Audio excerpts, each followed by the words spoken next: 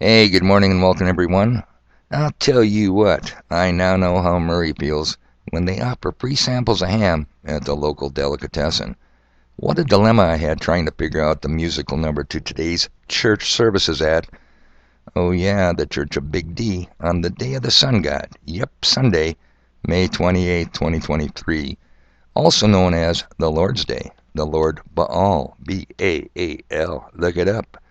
So my dilemma involved today's Sunday service musical selection. I had many to choose from, and another one, Bites the Dust by Queen, was a top contender. Now can you guess why I was seriously considering that musical selection for today's Name That Tune segment? Well, you'd be spot on if you guessed YouTube shit canned another of my podcasts.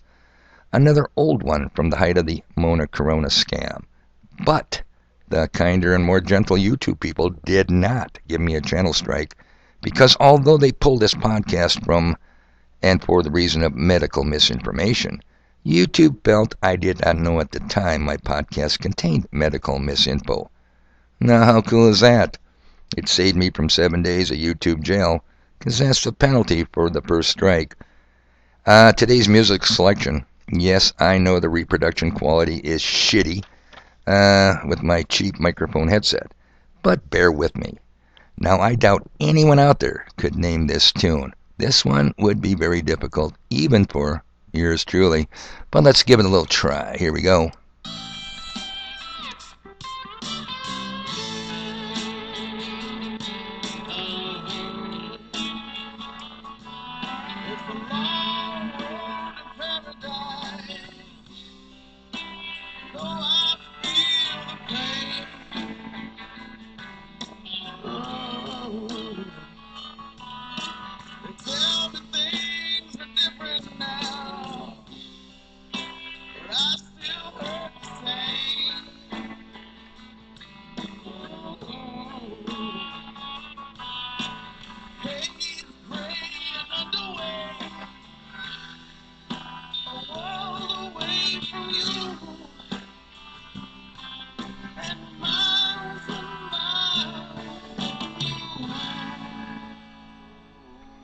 Oh yeah, baby. Haze, gray, and underway.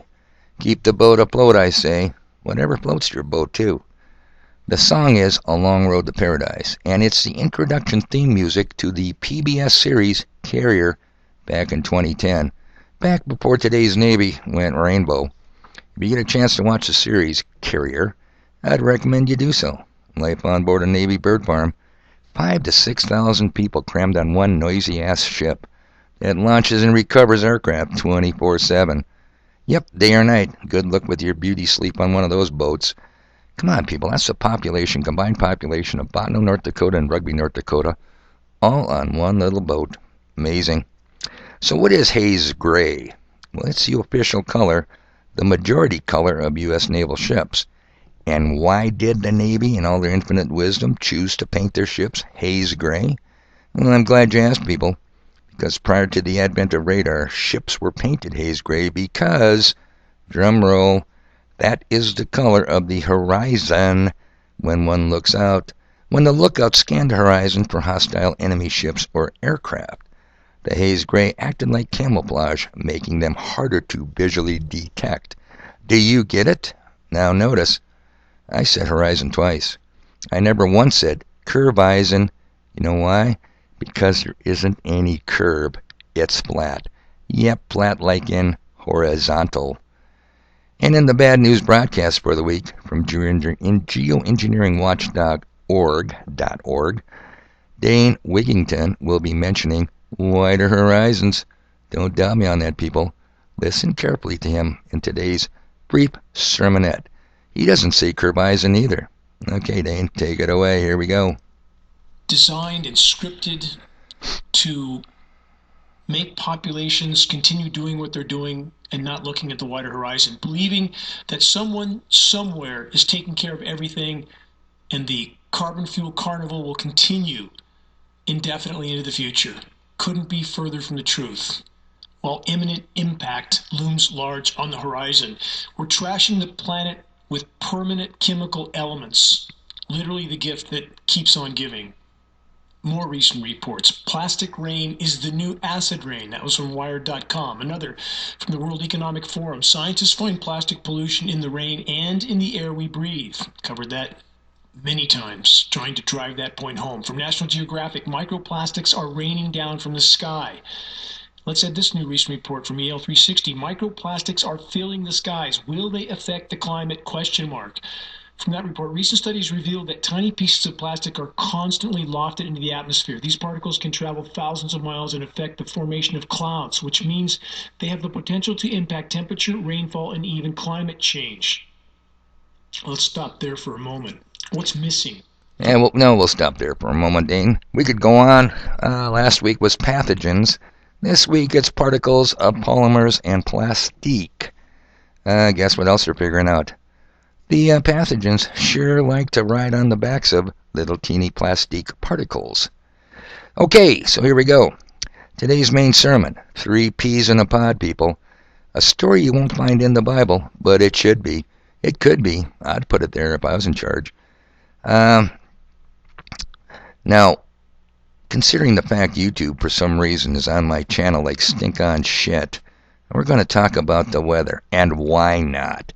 Continuously at the bottom, Peter Pit, you'll hear the conversation revolving around the weather.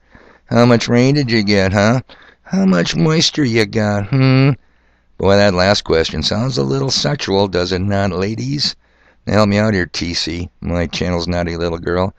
Oh, I'm feeling wet. Then to add insult to injury, these wannabe weather readers, amateur rocket scientists, NASA fanboys, and assorted globetarbs that hang out at the bottom Peter Pit give the moisture measurement in hundredths of an inch.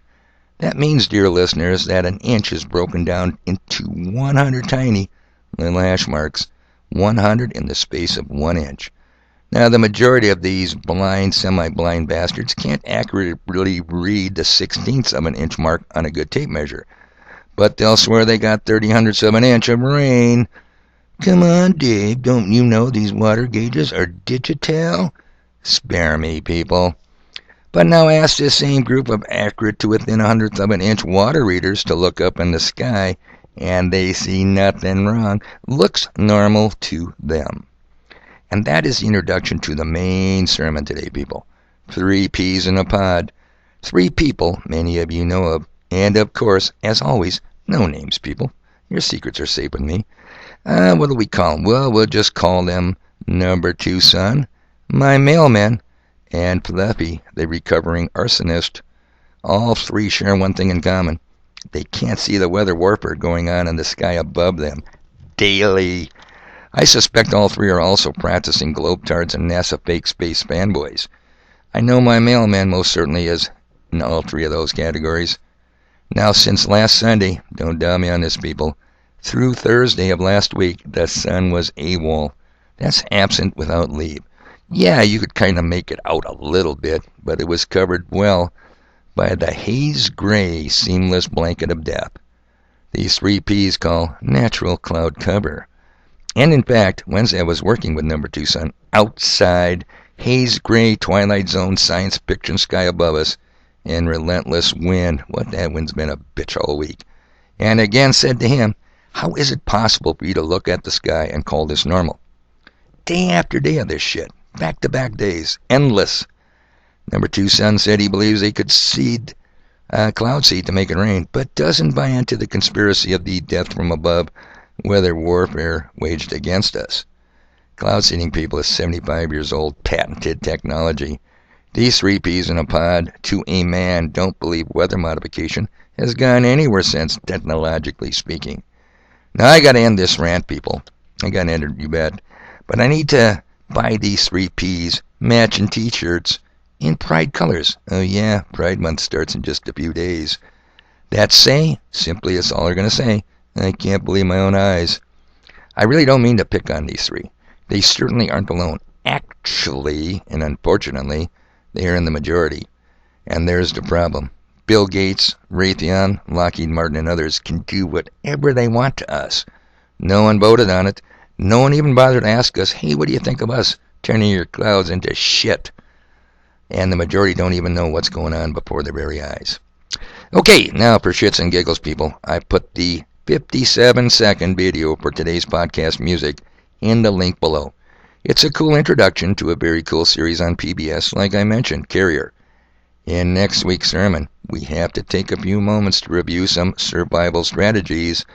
If you still have the army of one mentality, if you aren't making some contacts with others in your community, simple preparations, people, you are going to struggle like a bitch to survive.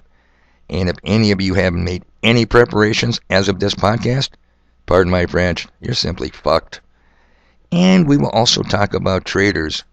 Not the political traitors, not the bankster gangster traitors. Nope. The traitors, the ones in our own backyard. Yeah, you gotta watch out for them. So anyway, people, I'm gonna tell you, stuff to do. I gotta get it done.